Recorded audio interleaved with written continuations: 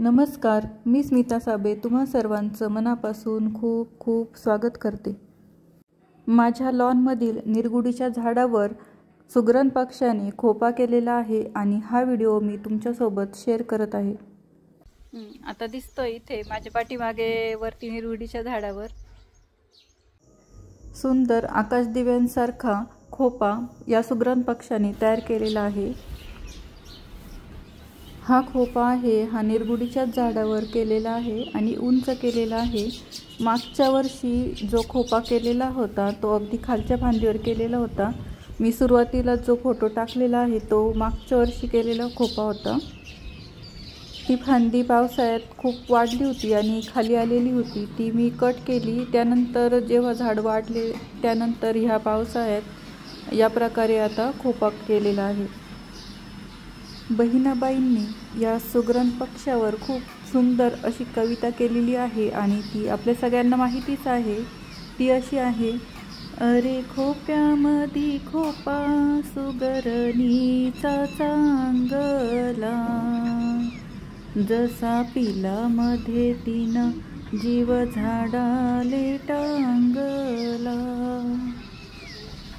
आजच्या या व्हिडिओमध्ये मी या पक्ष्यांचा अगदी ओरिजिनल जो आवाज आहे तो घेण्यासाठी हा व्हिडिओ संपूर्णपणे नॅचरल ठेवलेला आहे। यात कोणतेही प्रकारचे गाणे लावलेले नाही।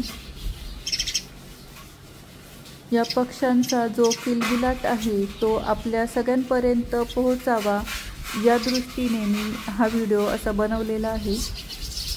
तुम्हाला हा व्हिडिओ आवडल्यास या व्हिडिओला नक्की लाईक करा, शेअर करा आणि माझ्या चॅनलला सबस्क्राईब करा।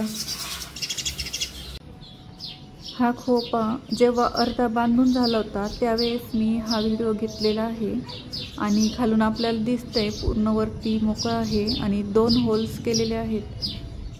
त्यानंतर पावसामुळे त्याचा आकार थोडा चपटा झाला आणि या पक्षाने त्याला थोडासा उभा आकार दिला।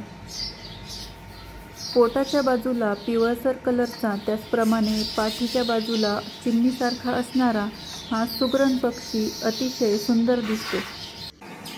सुगरण पक्षी हे जे घरटे विणतो आहे हा जो व्हिडिओ आहे हा मी माझ्या किचनच्या खिडकीतून घेतलेला आहे।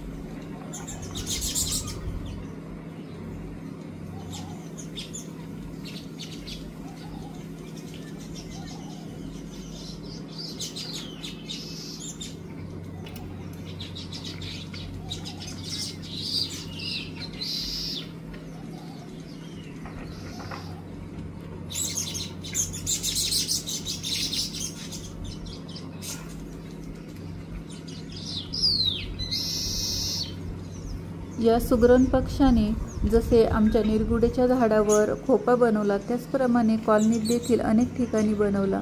तर एका ठिकाणी नारळाच्या झाडावर जवळजवळ 12 खोपे त्यांनी बनवले आहेत आणि हे मी तुमच्यासोबत शेअर करत आहे। हे दृश्य बघतानाच खूपच सुंदर वाटते।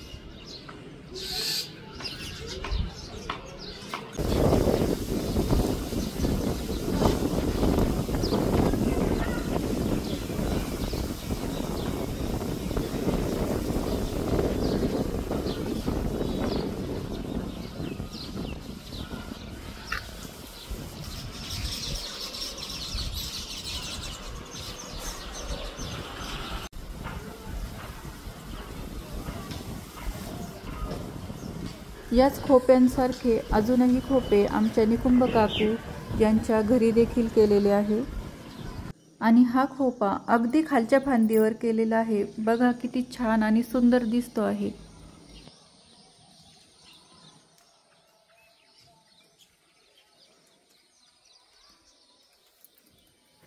वरच्या फांदीवर देखील एक खोपा आहे।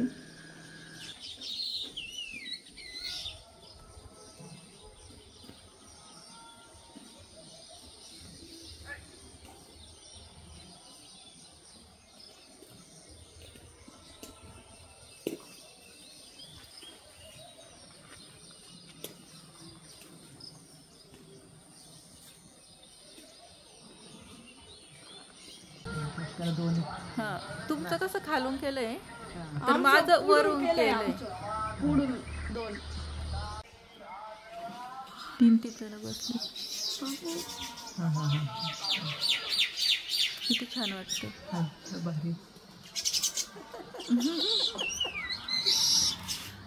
जोड्या जोड्या असते हा छोटा दिसतोय, छोट्या बॅगी दिसतो चिमणी एवढीच मागच्या वर्षी तर 4 केले ते खूप छान 8 दिवस खाली असं मस्त केलं नळकांडी सारखं त्याच्यातून खालून बसायच्या करतील असं।